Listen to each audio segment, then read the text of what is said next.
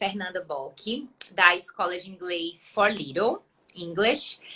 A proposta dela é bem legal, né? Quando eu a conheci, fiquei encantada, porque como é parecido com a Tree House, como a gente assim, teve uma sintonia muito grande, eu fui logo lá, oi, eu sou a Mari da Tree House, vamos Quer trocar falar um pouco, ideias. Fernanda, como é que a gente está Exato. fazendo aqui, como é que você trabalha, para o pessoal Claro, eu conhecer? vou contar.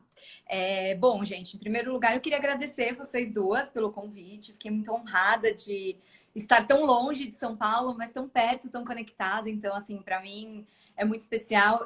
Vocês devem saber que aqui em São Paulo a gente tem muita escola bilíngue já.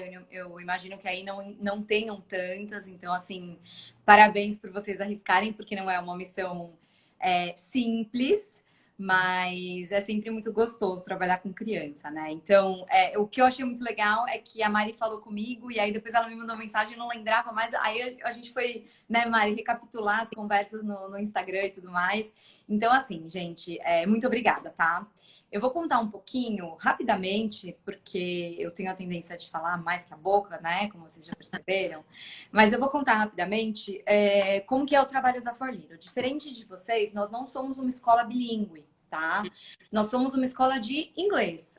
O nosso foco é só a língua. Claro que como a gente trabalha com criança, não tem como a gente só prestar atenção na língua, né? O trabalho acaba sendo global. Mas o nosso foco principal é a língua, né? O inglês nesse momento. A gente até entrou com o espanhol uma época, mas acabou não dando muito certo, não tinha muita procura. Mas assim, como nós somos semelhantes. Então, eu me formei em fono, então eu sou fonoaudióloga, não sou pedagoga, tá? E tudo que eu aprendi na fono, eu percebo que eu consigo transportar para a aquisição de segunda língua, para o bilinguismo, né? Então, durante um tempo eu trabalhei numa escola de inglês, que era também aula particular e tudo mais. Depois eu saí da escola de inglês e quis trabalhar numa escola bilíngue. Eu quis ser professora de uma escola bilíngue para queria sentir na pele o que era o bilinguismo, de fato, né? Porque a gente sabe que a gente vai falar um pouco aqui a diferença de bilinguismo e educação bilíngue. São termos muito semelhantes, mas as pessoas podem confundir, né? Então, eu quis trabalhar nesse projeto, nessa escola, e durante esse trabalho, eu percebi assim que tem muita coisa que poderia estar ligada diretamente ao que eu faria na clínica fonoaudiológica para um paciente que tivesse a queixa de retardo, de atraso de linguagem, retardo de linguagem, a gente diz, né? E aí, assim, eu gostei muito do trabalho nessa escola. Foram 2 anos, eu trabalhava com os babies de 1 ano e meio, 2 anos. Então, eles chegavam nessa escola, era a primeira experiência que eles tinham de escola e de inglês. Então, foi bastante importante. Depois eu quis sair de lá para daí começar a estudar mesmo o bilinguismo. Tá? Daí eu me especializei no Singularidades, em educação bilíngue. Mas assim, o bilinguismo, a educação bilíngue é muito dinâmica, né? Não sei se vocês devem sentir isso aí. Então o negócio caminha muito rápido, né? Então a gente tem que sempre se atualizar, porque também, além de tudo isso, existem além dos questionamentos dos pais, né? E das pessoas, existem alguns mistérios aí que precisam ser desvendados e que, enfim, só o bilinguismo para desvendar. Daí, bom, como é que funcionam as aulas da For Little aqui em São Paulo? Atualmente, tudo remoto, né? Então, a gente teve que se reinventar para fazer aula online, mas tem dado muito certo. E uma coisa muito bacana é que a gente consegue também dar aula Então, a gente tem aluno do Rio de Janeiro, a gente tem aluno do Sul. Então, a gente consegue levar um pouquinho... Fernanda, que vocês, a partir de qual idade? A partir de 1 ano e meio. Ah, igual a Sim, gente, igual nós. Igual vocês. A partir de 1 ano e meio, os babies já... Às vezes, eles antes de entrar na escola já começam a fazer inglês na For Little. E os mais velhos têm 16, 17 anos, tá? Então, a gente tem todo esse leque. Então, as aulas, elas são particulares nas casas das crianças, quando a gente não tá, né, na quarentena. E a gente trabalha muito com o lúdico, né? E trazer muito a contextualização para a criança compreender aquela língua, que é muito o que tem no bilinguismo, né? Então, todo o ambiente favorece o processo de aquisição de linguagem, né? Então, eu desenvolvi umas técnicas que vêm da fono para os alunos não só compreenderem, mas também produzirem em inglês, para não ficar aquele negócio do professor fala em inglês e a criança responde em português. Então, a gente estimula os alunos a produzirem sem eles perceberem, tá? Então, o nosso trabalho vai mais ou menos assim. Eu sempre falo que é uma salada da fonoaudiologia, da educação bilíngue e das aulas de inglês, né? De letras, propriamente dito. Então, eu acho que vai muito de encontro também com o que vocês fazem, só que vocês têm uma escola, né? E é muito engraçado, assim, apesar da gente estudar e a gente saber, eu acho assim que na prática, quando a gente vê esse retorno, né? Então, assim, quando a gente vê que a criança realmente está falando sem nem... Ali é muito natural, né? Como ela tá no cotidiano dela, aquilo vira muito natural. E aí os pais ficam, meu Deus, levam um susto, assim. Exato. Mesmo assim, eles estando inseridos num conteúdo, né? Para aprender a segunda língua e tal. Quando acontece... É aquela surpresa. E muito pequenos, né? A gente também na Treehouse, a gente trabalha a partir de 4 meses, né? Na escola, em Logo. Já em inglês.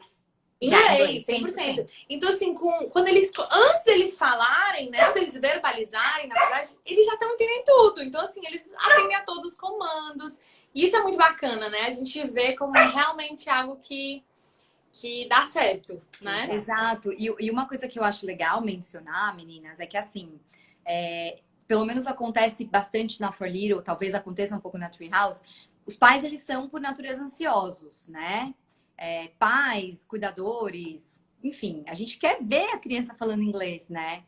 Mas a gente não somente precisa que eles falem para a gente ter certeza que eles estão no processo de aquisição. Porque, às vezes, nem com 1 ano e meio ele não fala nem português, nem língua 1.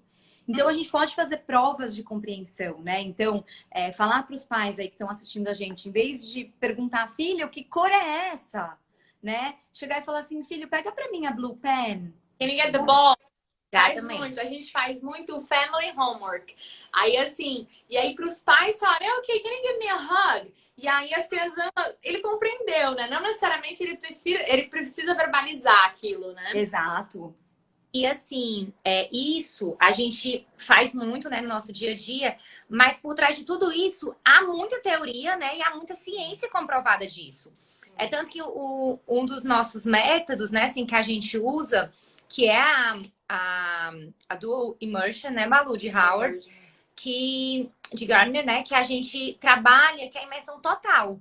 Então, assim, quando a gente coloca essa imersão total do inglês, a gente trabalha Acquisition e Affective Filter, que a gente junta esses dois e aí é uma ordem psicológico-afetiva, né? Que eles vão ter um impacto muito grande no aprendizado, certo? E é de uma forma muito natural. E é a forma mais eficaz, que é exatamente isso que você falou, que você desenvolveu, né? Algumas teorias da FON, é muito similar com essa metodologia também que a gente aplica. E a Mari vai para pedagogia, eu vou para psicologia. E aí entra o Valon, né? Valon fala, não existe aprendizado sem vínculo.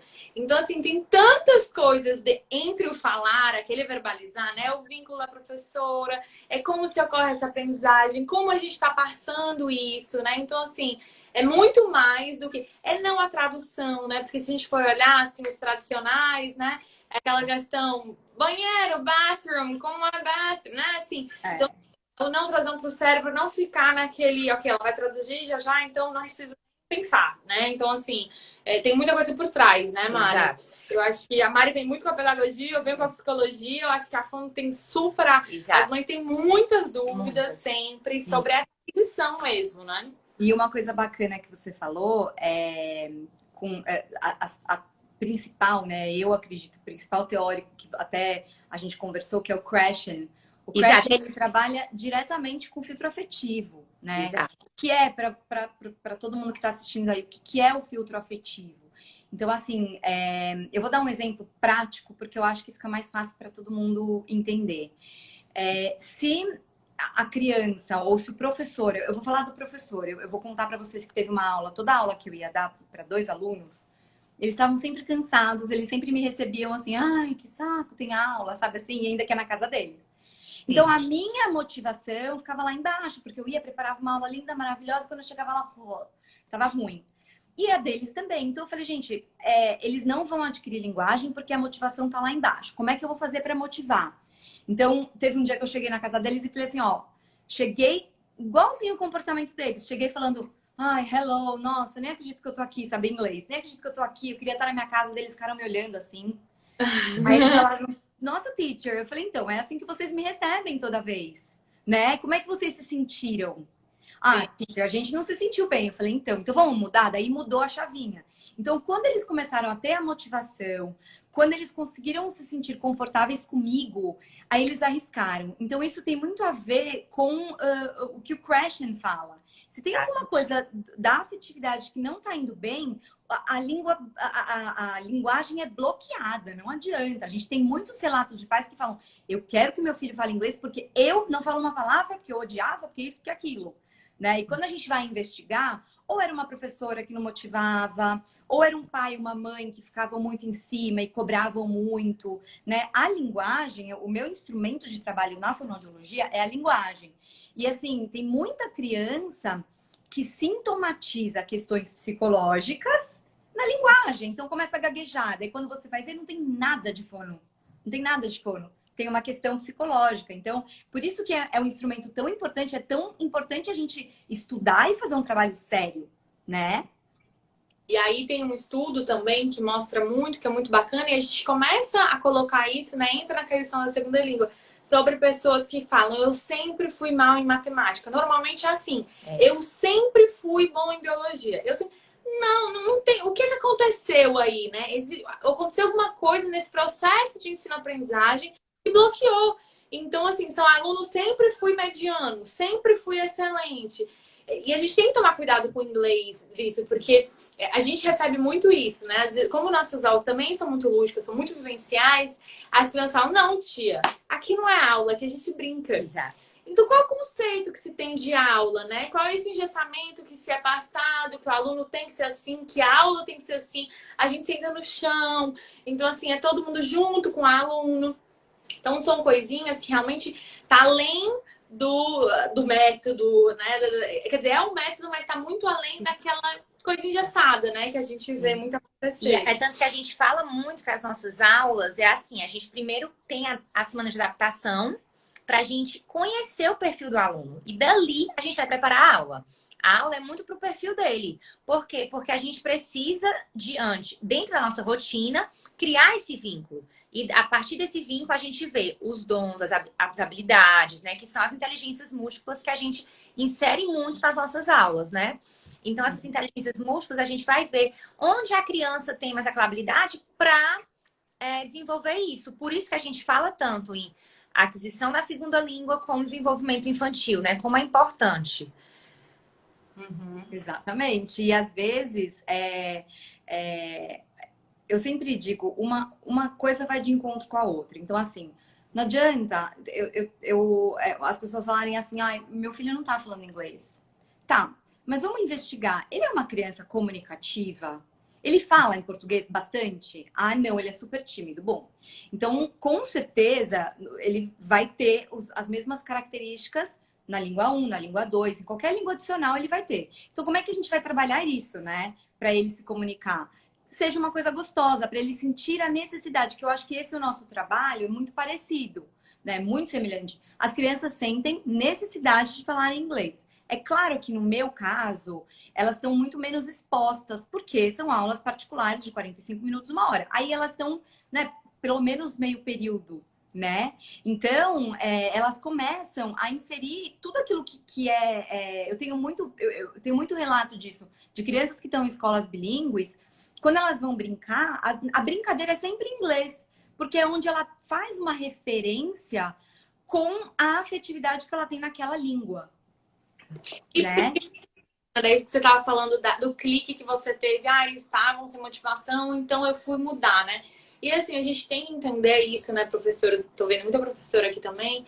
Essa questão que às vezes a gente espera muito, né? A gente faz uma mega aula e a gente vai com expectativa. Então, essa aula vai ser demais. E às vezes com 1, 2, 3 alunos deu certo, mas com 4 não deu. Porque às vezes nem a gente não tem uma estabilidade emocional, assim, contínua. Então a gente fala muito isso. O aluno não tá querendo, vamos jogar bola, vamos descer, Exato. vamos brincar de arte, vamos fazer. Então, assim, não é aquele conteúdo, né? Você brincando, você jogando bola. Aí, às vezes, uns pais falam, mas isso foi aula? Foi, isso é aula, né? Então, assim, tá no clique da professora, a gente ressignificar um pouco o que é essa educação, né? Aqui no Ceará eu falo muito pra Mari, a gente ainda... No Brasil, eu acho que a gente realmente está um pouco atrasado, né? Em algumas coisas. No Ceará, assim, eu questiono muito algumas coisas, porque eu sou de São Paulo e quando eu vim, eu não tinha, na 7ª série, eu não tinha mais artes, eu não tinha mais música. Aqui não existe, não existe um 3º ano que tenha artes, música, não existe. Assim, eu acho que se tiver alguma escola, eu não conheço. Exato. Porque desde a 7ª a gente faz prova de vestibular toda semana. Então, assim, muito muito preparatório. conteudista. É muita coisa. Então, assim, aqui as crianças com 3 anos têm que estar sabendo escrever. O que pra gente, a gente não vê sentido, né? A gente, mas pra quê? Ela vai aprender, né? Vai ter a época pra ela aprender. A partir dos 5, alfabetização. Então, claro, tem uma que tem inteligência verbal mais acerbada. A gente, claro, vai estimular. Mas não é algo que a minha criança precisa estar escrevendo com 3 anos. E aqui a gente vê muito isso ainda, sabe? Sim. Eu acho isso, esse olhar muito especial que vocês têm, muito diferenciado e parabéns por esse trabalho, porque não é simples. Sobretudo, os pais, eles... Na verdade, não são os pais necessariamente, mas a gente vem de uma cultura conteudista, né? Pelo próprio vestibular. Então, na For Little, a gente faz alguns projetos, a gente tem umas professoras. Então, por exemplo, nesse momento de ensino remoto, a gente teve que ressignificar tudo, né? Então, assim, o nosso ensino, ele é muito concreto. Então, a gente trabalha muito com jogos, com lúdico, e de repente a gente tem uma tela ali que bloqueia, né, a nossa interação, digamos assim, por meio de um brinquedo. Então, o que a gente teve que caçar muito e investir muito? No interesse da criança, mais ainda. Então, a gente tem muitos alunos, aliás, o mundo tá no Fortnite, né? Tudo é Fortnite. E aí, assim, como é que a gente vai fazer para inserir isso no cotidiano, numa aula? Porque não adianta a gente chegar e falar, desliga agora o Fortnite, que agora vai ter aula de inglês. Eles não vão desligar, e tudo bem se eles não desligarem. Então, a gente começou, uma das nossas educadoras, ela encontrou um site, ela estudou o Fortnite, eles fizeram um projeto do Fortnite, entendeu? Então, isso é uma coisa assim que, hoje em dia, a gente não pode subestimar todo esse processo criativo das crianças. E eu acho que isso a quarentena trouxe à tona, né? Então, você vê muito mais as mães, as famílias se empenhando em brincar com as crianças e elas mesmas descobrem coisas que elas não tinham percebido dos filhos dela. Então, tem os do-it-yourselves, né? Tem os tie-dyes da vida que todo mundo tá fazendo e tal. Antigamente, nem se pensava, nossa, meu Deus, vai sujar minha casa inteira, vou usar tinta. Hoje, como tá todo mundo enlouquecido, não, vamos lá, vamos fazer, vamos acontecer. Pintar.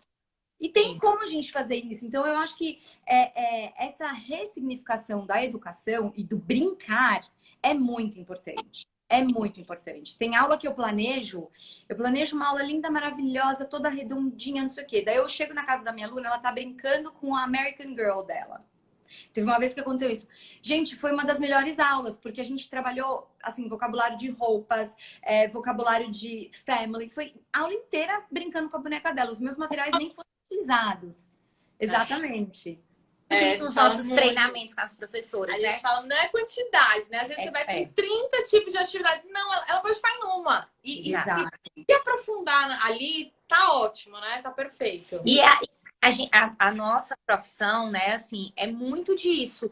É a gente saber ir conforme a música do aluno, que é a principal pessoa, o sujeito ativo, né, da relação. É ele que está propício a isso. Então, assim, a gente investe muito na primeira infância, porque é a fase onde a criança vai absorver o maior número de informações da forma natural, espontânea. Porque ela não vai ter aquele pré-conceito que nós, jovens, adultos, temos diante as nossas informações, conteúdos que recebemos, né? Então, assim, por isso é tão importante se estudar, aprofundar e estimular a criança a mais de uma língua.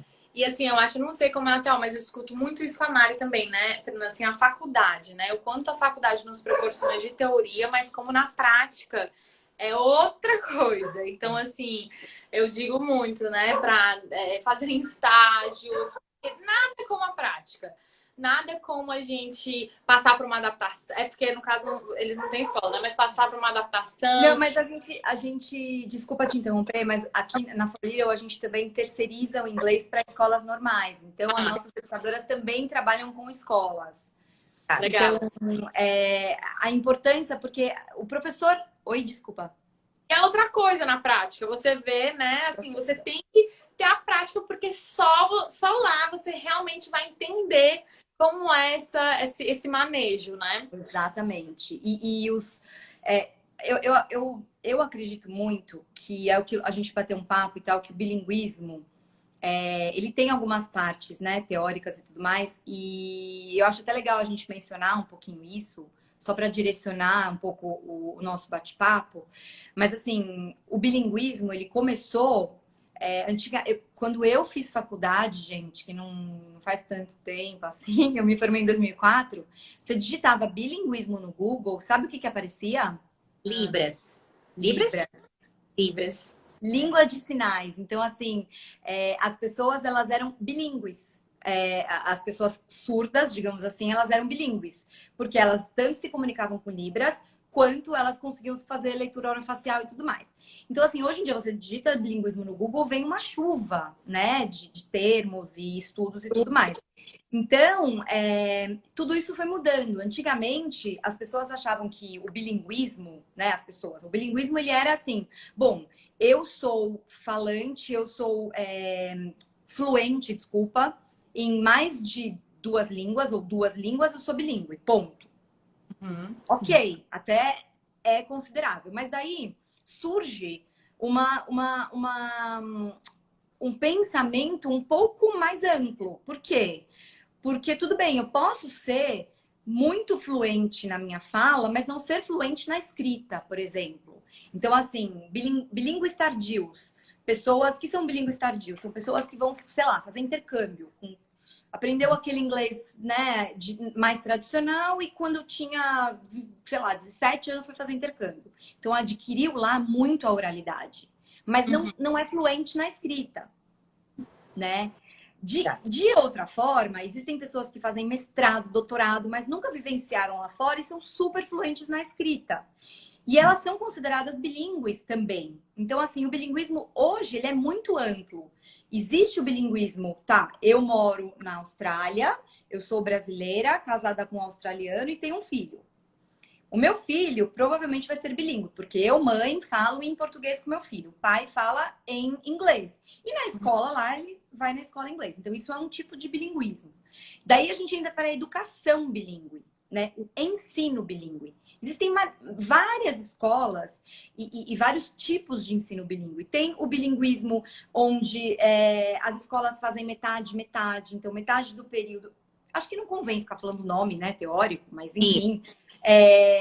Tem escola que faz metade português, metade inglês. Eu estou usando inglês como referência, só porque, enfim. Ou existem escolas que até certa idade é só inglês. E depois a alfabetização começa em português. Tem escola que faz alfabetização simultânea. Então, tudo isso são maneiras, são formas de pensar a educação bilíngue, né? E tem eu não sei se vocês viram que eu mandei para vocês, mas tem uma outra questão ainda que é muito importante mencionar, que existe o bilinguismo que é o cultural, né? Que exclui.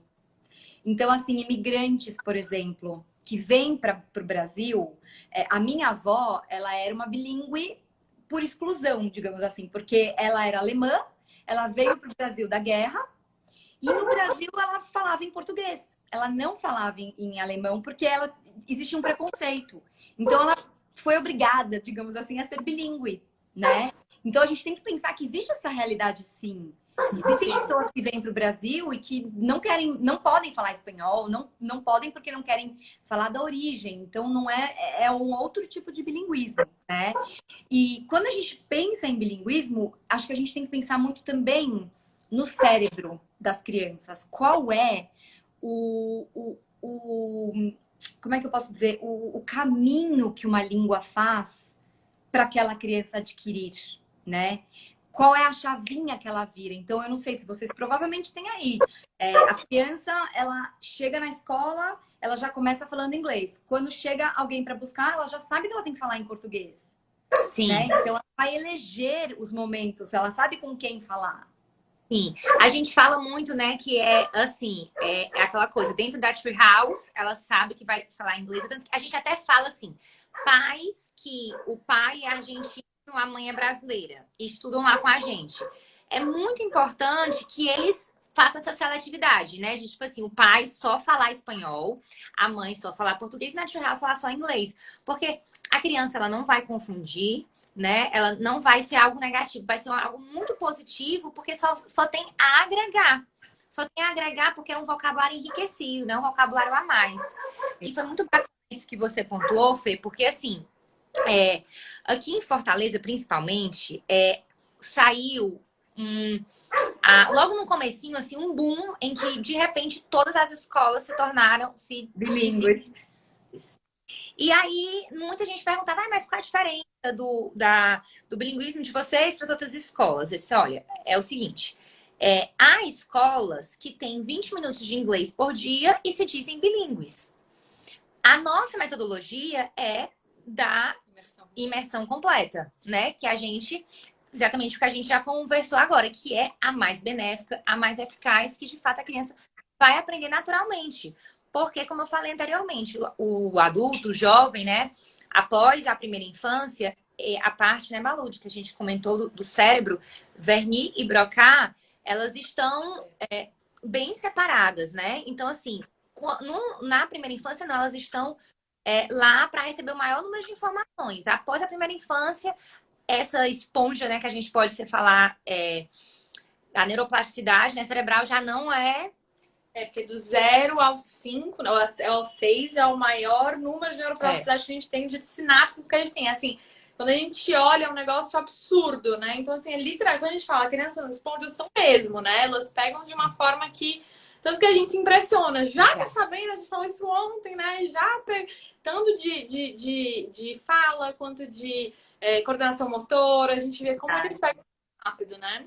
Isso. Tem muita gente que foi importante você falar, porque existe também essa questão do ai meu Deus, meu filho vai confundir, então eu não vou colocar no ensino bilíngue. Muito. Ou o que acontece muito na For Little, uma criança que está alfabetizando.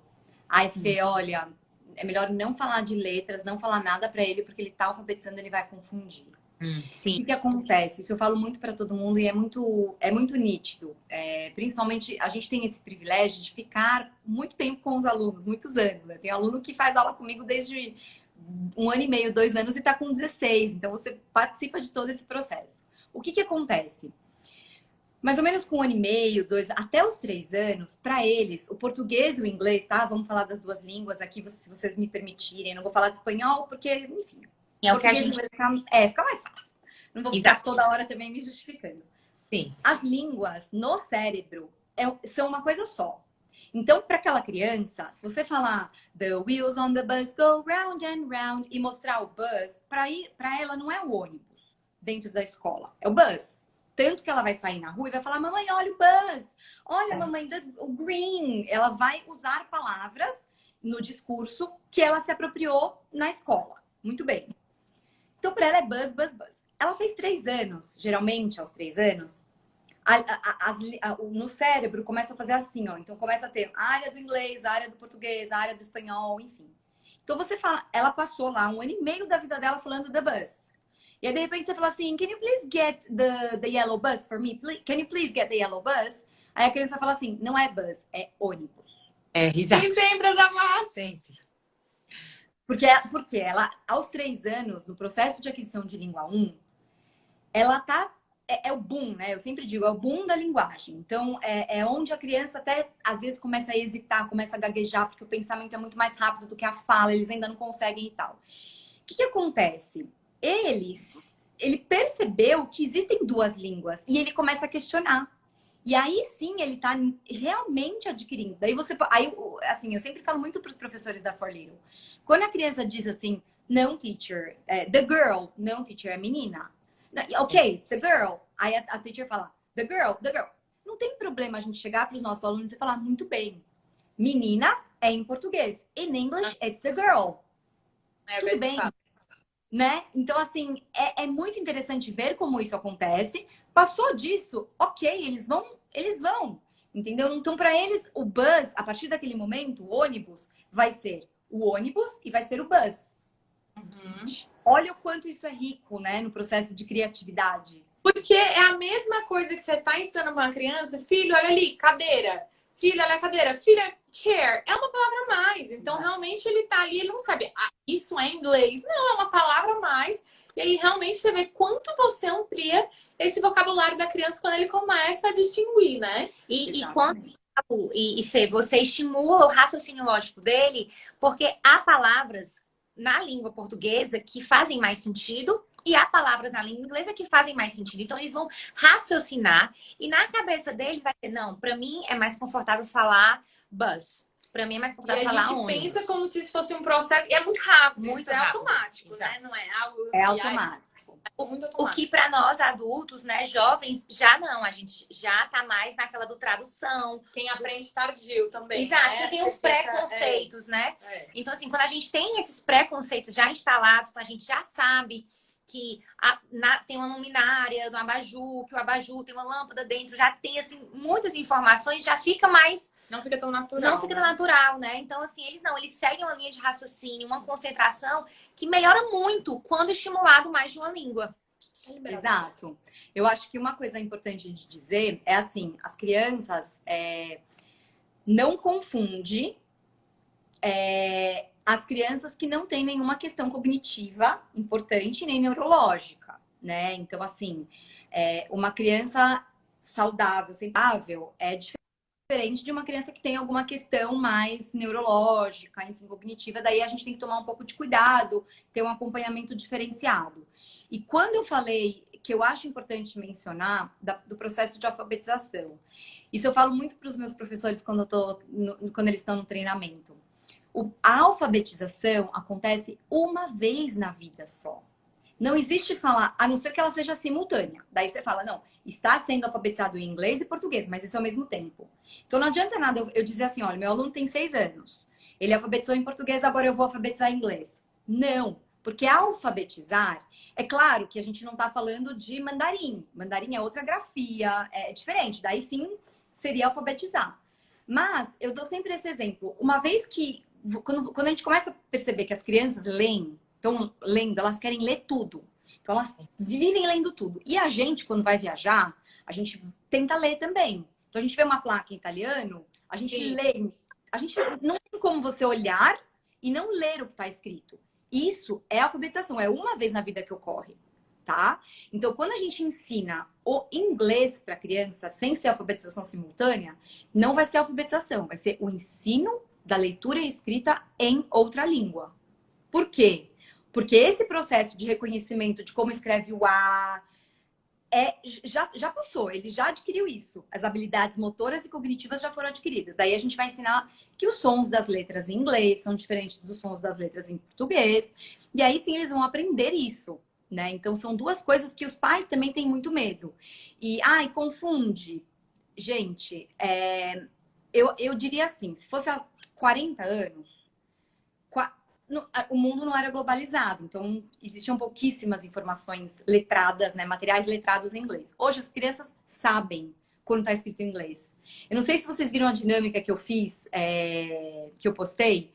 Eu pedi para um aluno de 5 anos. A gente estava fazendo, e assim, a função social da escrita, que é o biletramento ou letramento. Não adianta a gente só pensar também na fala, a gente tem que pensar na escrita. Então, eu fiz com o meu aluno lá uma atividade, a gente estava trabalhando frutas. E eu falei, vamos fazer uma lista de frutas, né? Daí eu escrevi, isso tudo online, escrevi no computador os nomes, porque eu queria que ele já começasse a reconhecer. Então, sei lá, pineapple, começa com Q, aí ele sabia que era P. Então, eu fiz a lista ali, mas ele nem ligou. Ele falou assim, teacher, eu vou escrever sozinho as frutas. E ele escreveu sozinho as frutas. Daí, por exemplo, na banana, na Apple, ele escreveu A-P-E-L. Apple. Daí eu falei assim, mas por que você escreveu com a letra A? Porque assim, se você for pensar na lógica, seria E. Ele falou assim, porque é inglês.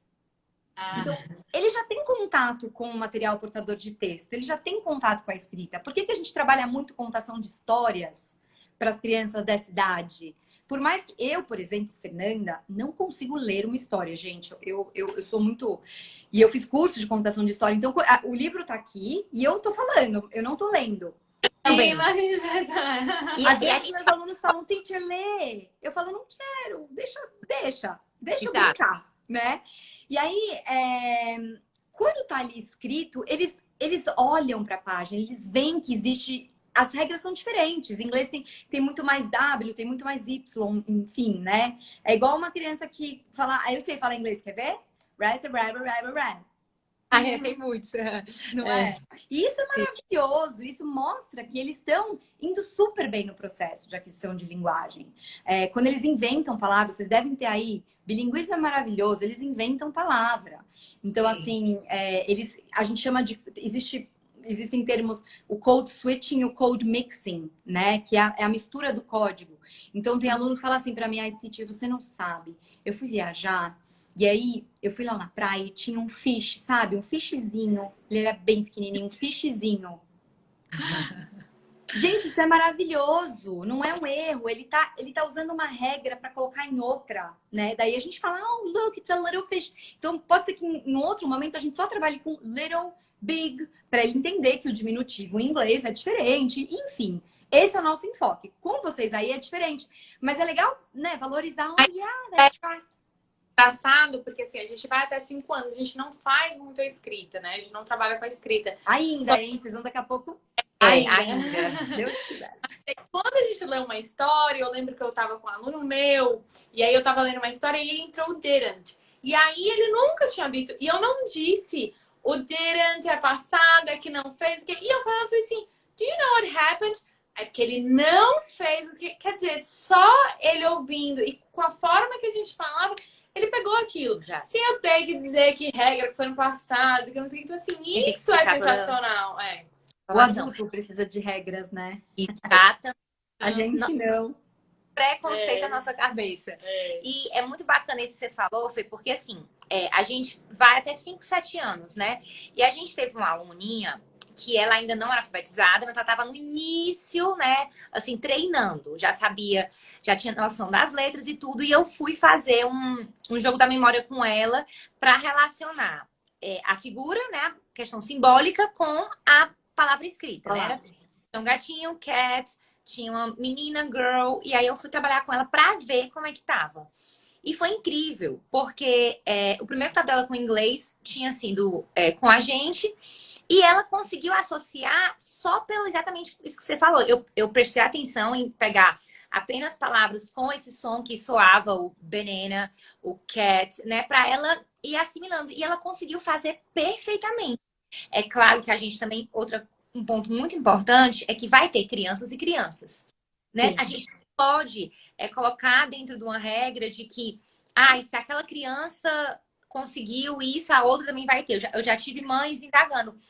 Miss Mari, ela com 2 anos, ela tinha uma facilidade imensa.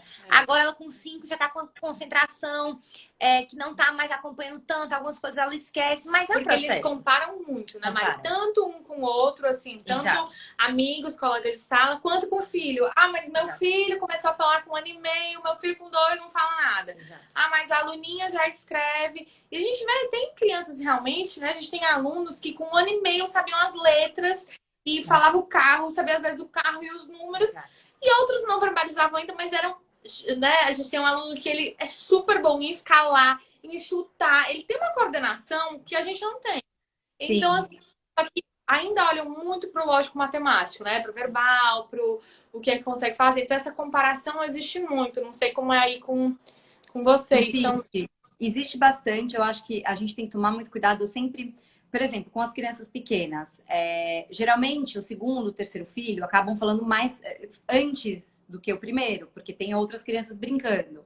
As meninas, elas falam antes dos meninos.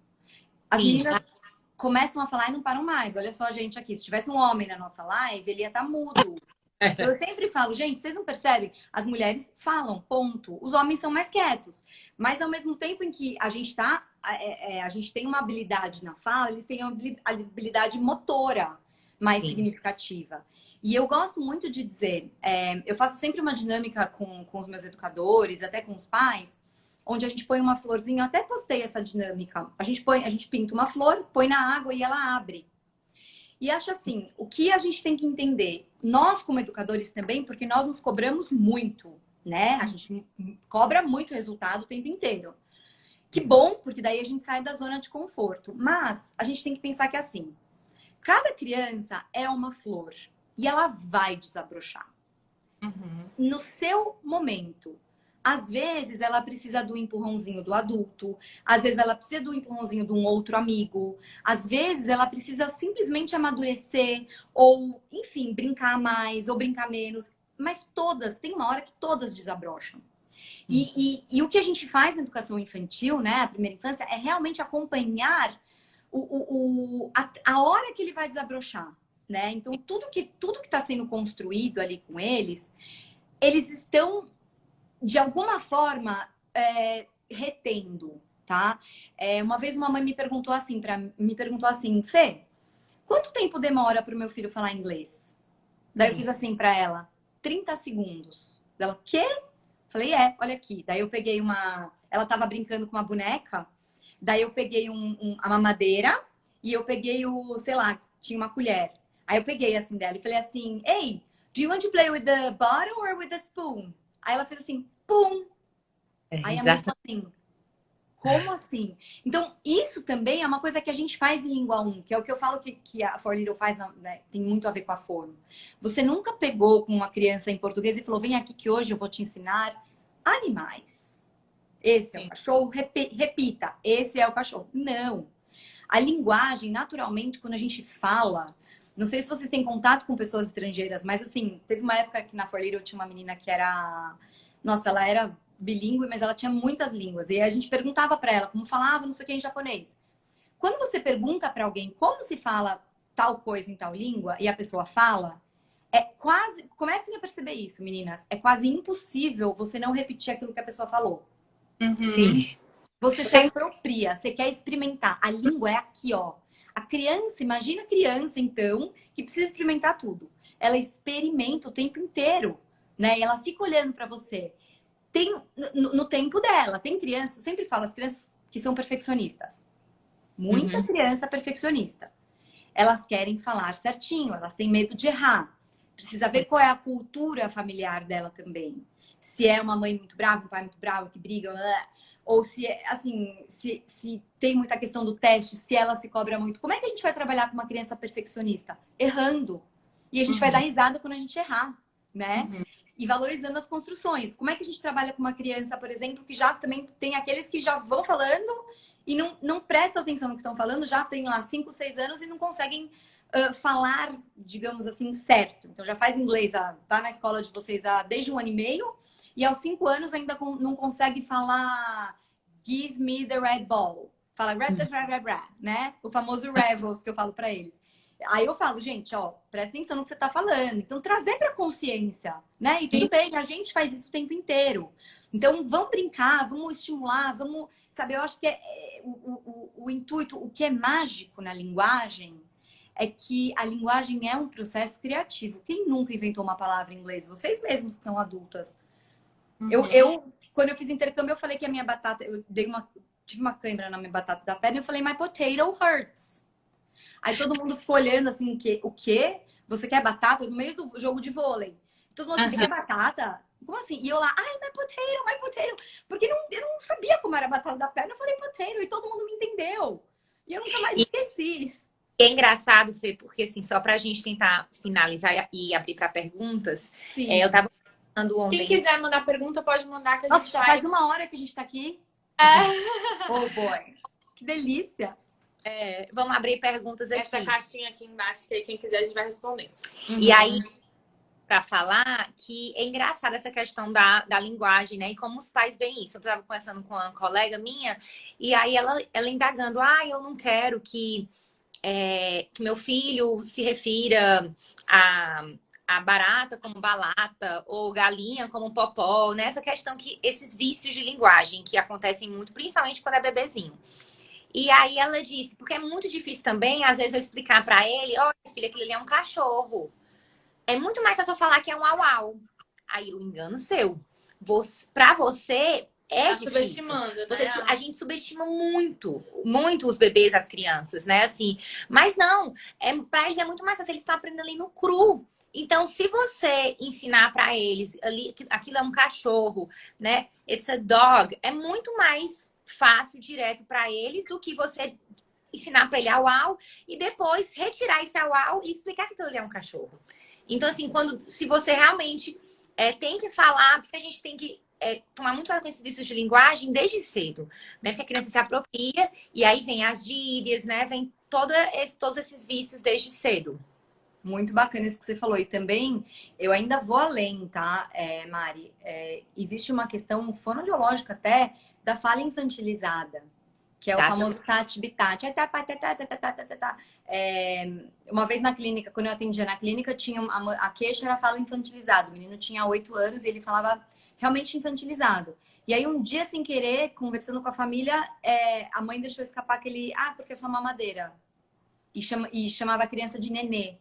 Aí eu falei, opa, peraí, ele tem 8 anos e mama mamadeira ainda. Então, como é que você pode exigir de uma criança de 8 anos que é chamada de nenê e que ainda usa mamadeira, que fale sem ter uma fala muito infantilizada, muito simplificada, né? Então, isso que a gente fala, quando a gente vai ler uma história, a gente não subestima, a gente não chega e fala assim, eu não vou falar dog porque ele não vai entender. Muito pelo contrário. Aí sim é que a gente tem que usar porque vem as construções. Eu tenho um aluno que chegou para mim um dia e falou assim, Teacher, I don't me remember como é que fala cachorro em inglês. I don't me remember. Gente, para mim o cachorro era de menos, porque olha o que ele falou. I don't me remember. Maravilhosa essa construção, né? Então, eu acho que isso que você falou dos vícios, assim, realmente. Mas a gente não pode esquecer também que as crianças, elas se apropriam. Então, assim, pode ser. Eu sempre gosto de explicar, não sei se dá tempo aqui, mas rapidinho, que o Chomsky fala muito do gráfico em U. Então, assim, as crianças falam assim, mamãe, eu fazia xixi. No começo elas falam assim, mamãe, eu fiz xixi, eu fiz xixi. Aí vem um momento que ela vai começar a falar fazer.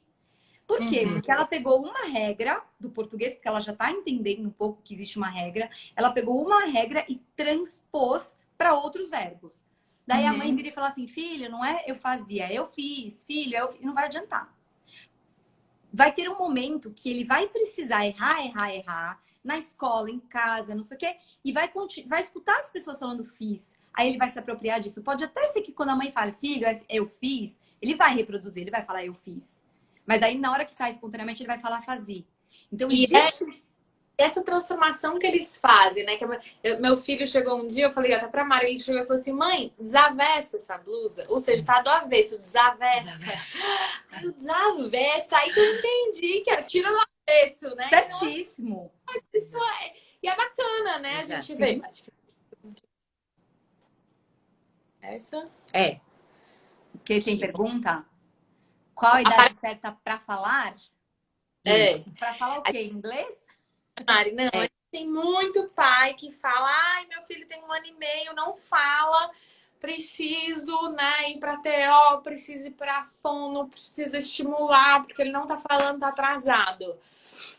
Calma. Você, Fê. Calma. Vamos lá. A idade certa, o processo de aquisição de linguagem é um processo extremamente longo. Então, se você parar para pensar, aos 3 anos a criança tem que estar falando. Até os 3 anos ele tem que estar falando. Se até os 3 anos, 2 anos e meio, 3 anos, seu filho não fala, e não fala quer dizer não fala, nada. Nem vocaliza, nem tenta, nem balbucia. Exatamente. Mas assim, o que é falar? Porque ele pode muito bem dizer assim, mamãe quer. Ele tá falando, mamãe, eu quero alguma coisa. Diferente, né? Exatamente. Então, assim, depende muito de quanto eu acho que meu filho vai falar mais que a boca, porque eu falo pra caramba, eu falo sozinha até. Então, assim, tem criança que tem uma outra personalidade. O que eu digo, eu não gosto de engessar, de colocar num quadradinho e falar. Tanto tempo, precisa falar tantas palavras. É Eu porque não gosto. né, Fê? Assim, é a família. Será que tá dando espaço para ele falar? Ou tudo que ele pede é dado, né? É muito Exatamente. e somente o verbalizar ali, né? Exatamente. Mas assim, o que eu diria? Aos 2 anos e meio, a criança já fala, Sim. tá? Se até 2 anos, 2 anos e meio não fala, não balbucia, não sei o quê, vai levar para fazer exame de audição, de visão, ver se tá tudo bem com os órgãos sensoriais, e aí vai para uma fono para estimular. Mas também, assim, não adianta a gente ficar deixando a criança na frente da TV, não ter interação, né? Isso é uma coisa que o Krashen fala muito, que os teóricos falam. A interação. Precisa ter interação social. Porque senão as crianças não vão falar e nem a gente. Tem aquela fase que eles ficam, tipo... Fala que não... Mas não... A gente tinha 2 alunos, a Marquinha... Aí sabe assim... Eu acredito que era, ele... era o alemão que eles falavam. Eles falavam alemão. Ele é como se estivesse querendo sair do balbuciar pra já querer, né? Eles estavam falando inglês. Eu comecei falando inglês assim. A mulher de um primo meu era americana. Minha mãe conta, Fernanda, você não tinha nem 1 ano. E aí tava todo mundo ali falando inglês, de repente todo mundo parou de falar e eu comecei. Então ele já tá testando ali, né? Isso é muito rico, porque ele está testando, ele tá tentando falar, ele só ainda não conseguiu coordenar as palavras com a respiração, que a gente fala de coordenação pneumofonoarticulatória, parece um palavrão. Mas ele ainda não conseguiu entregar, mas ele já tá treinando, que é o balbucio do neném. O neném faz bababá, mamamá, ungu, enfim, isso é treino. Ele tá treinando para na hora que for falar, conseguir falar. Sim. Exato. Eu tenho mais uma pergunta aqui. Vamos ver.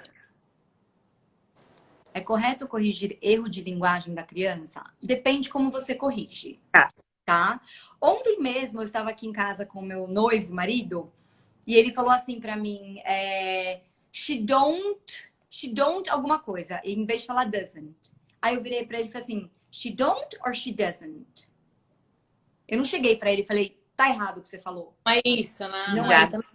Eu mostrei pra ele. Então, assim, se você percebe, eu como professora, já ensinei todo o vocabulário, e a criança continua errando, daí a gente aponta, olha, traz ali pra percepção, você tá falando errado, é assim que fala. Mas assim, corrigir a criança pode ser muito complicado, porque você pode criar um bloqueio nela. Sim.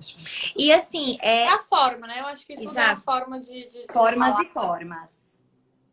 E também tem também, né, a questão assim da gente perceber a maturidade, né, da criança para a gente abordar isso, né? Assim, é muito da idade da criança e é do contexto, né? E sempre de uma forma mais saudável e que estimule ele a ele encontrar os seus próprios questionamentos, né? Fazer com que a criança se questione. E eu falo muito assim, eu acho que a gente, na verdade, eu na área da psicologia, eu falo, eu não trabalharia com a área infantil, assim, né? Não atenderia infantil, porque eu sempre vejo a questão com os pais, que é muito mais difícil, porque a criança não é uma coisa, então, assim, eu acho que vem uma culpa, vem uma questão toda dos pais de ter. E eu acho que a gente tem que começar a mudar um pouco a estratégia de curtir também essa fase, né? De você olhar. Outro dia veio um sobrinho meu em casa e falou: Miss Balu, o Uau tá me comendo. E, tipo assim, ele tava tentando morder. Então, assim, qual é a forma que ele fala? E a gente. Porque isso é uma fase, né? Então, assim, como a gente tá passando por isso? E não do, meu Deus, ele tá falando assim, mas deveria ser assim. Então, assim, a nossa culpa, acho que como mães, né? Dessa comparação que acontece muito. Porque nós, mães, mesmo às vezes fazemos. Não, meu filho falou com 1 ano e meio. A gente dá um step back, assim, né? E realmente, claro, tem uma demanda que a escola aponta. A gente já teve demandas que a gente apontou, porque realmente era com 5 anos, começaram algumas coisas, e eu acho importante, né? Eu acho que tem que ter um olhar muito sensível nisso, porque a gente fala muito isso. A gente não quer que chegue uma criança com 6 anos, não sabe nada, por quê? Nunca me apontaram nada. Eu acho que tá aí na nossa. E ter uma equipe multidisciplinar aí para ajudar, para ir se coordenando, né? Mas eu acho que livrar essas culpas, a escola, o ensino, ter esse olhar sensível sobre a criança, mas também não ter tanto, porque hoje é um super questão de estar atrasado, tem TDAH, essa cobrança, né? Quantas pessoas... A minha irmã, antes do meu sobrinho andar, assim, o Henrique não anda, o Henrique não anda. Quando o Henrique começou a andar, ela falou, Meu Deus do céu, era tão bom quando ele não andava. Porque assim, vai ter uma hora que ele vai andar, vai ter uma hora que todo mundo vai lá. E eu acho que as pessoas têm que ter calma. Vamos respeitar o tempo. Nós, adultos, também temos o nosso tempo. Quanto tempo não demorou para vocês se acostumarem com a quarentena?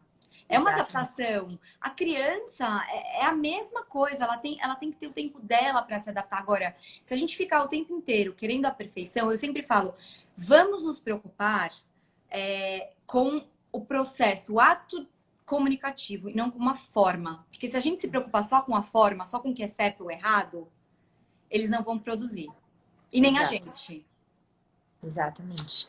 Fê, o nosso tempo tá acabando. Dá uma aflição. Mas, assim, foi um prazer. 3 mulheres, né? Imagina que uma...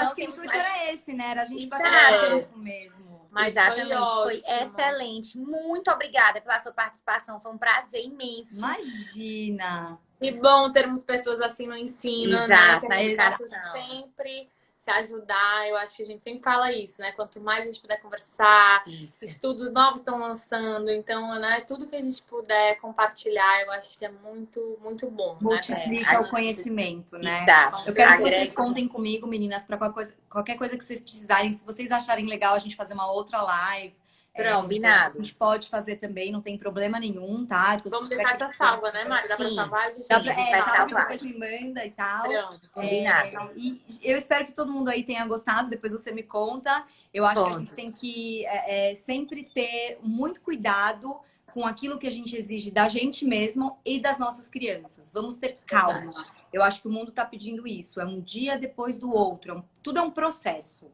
Eu acho que para Sim, mim com certeza. é o que mais fica. Muito obrigada, certeza. meninas. Obrigada Obrigada a você. Um Fernanda, beijo um enorme. Beijo. grande. Sucesso. Obrigada Tchau. você também. Tchau, tchau, tchau. Beijo.